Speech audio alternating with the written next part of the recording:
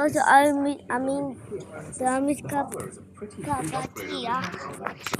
It's actually very similar hardware to the cameras on the more recent similar main camera sensor, same 48 megapixel wide, same 64 megapixel 3 times telephoto. Buat apa duduk tanya? Tak nak cakap. Tak ada mulut. Kan? Now mine. Mulut dah tak ada. Kan?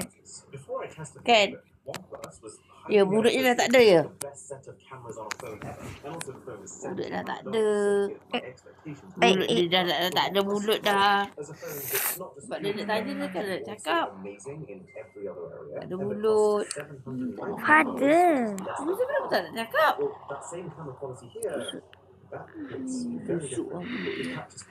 It gets tons of natural background blur thanks to a wide aperture, and it's pretty color consistent too. There's actually a color temperature sensor too, which when you take a photo collects 13 channels of color in one shot clip. And it's like 98% perfect, but every now and again the skin tone will. Ya. Tak. Hidungnya ke tak? Ya. Hidungnya ke tak? Ya. Mana ada? Banyak hidungnya. Banyak dengan biar. Hidungnya ke tak? Tengoklah. Pasalnya. Tak. Kalau macam tu. Kan? Saya ke tak? Tak saya tak apa lah. Dia nak pergi dulu tau.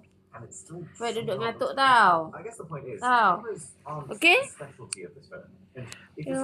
Okey? Okey? Tak. Duduk ngantuk, okey?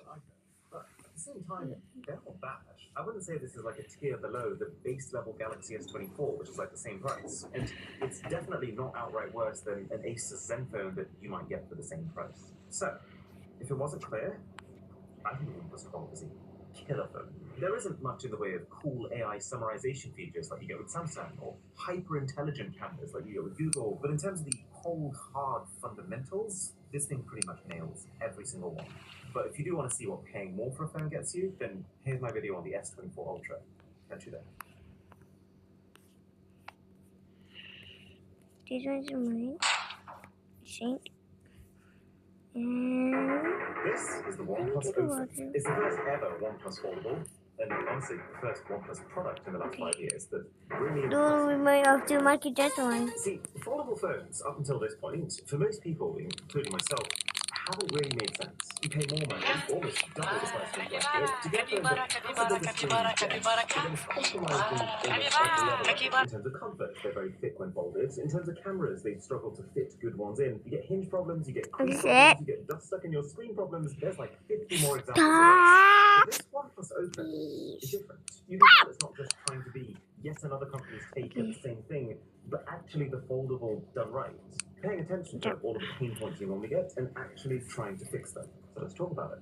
The unboxing is a good start. You get everything you need with it, which shouldn't be a surprise for a $1,699 phone, but that's just where we are right now. The phone's on top, and that is a proper camera crater. You get a 67 watt fast charger. It is starting to feel a little dated that it's a traditional USB-A plug and not USB-C though. And then a second really heavy box. There's a case included for both the back and the front. It's nothing crazy fancy, but it is all the protection that 90% of people are going to need. And then inside, a cable, classic OnePlus Red, and then welcome membership card. But this safety guide. Safety guide, like 60 pages. What is this, like 1995? And then signature for the big peel. Okay. So she goes to RMS Carpathia. And I don't know who was the next that said the button. And bye. I hope you enjoyed this. Bye.